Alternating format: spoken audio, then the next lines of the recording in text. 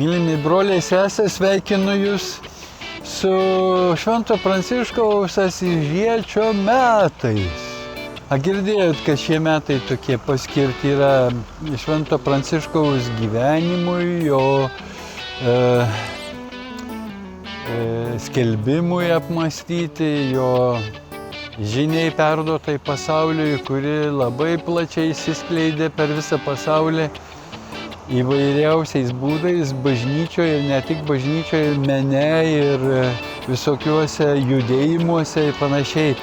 Tai va, ta proga šiemet broliai nutarė Kretingoje ypatingai atšvęsti Porcinkolės šventę.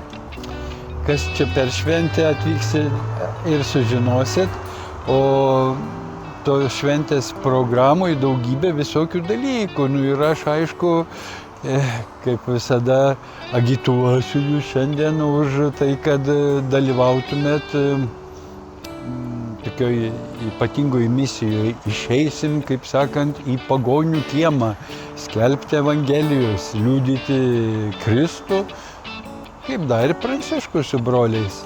Nu va, tai ten mes šeštadienį, čia bus kas, rugpjūčio 1, nuo 11 ten berods prasidės Rotušės aikštėj triukšmas dėl Viešpaties.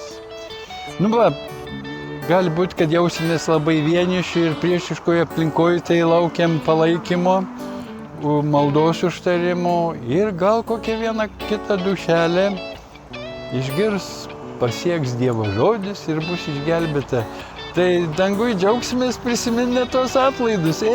Iki susitikimo aikštėje.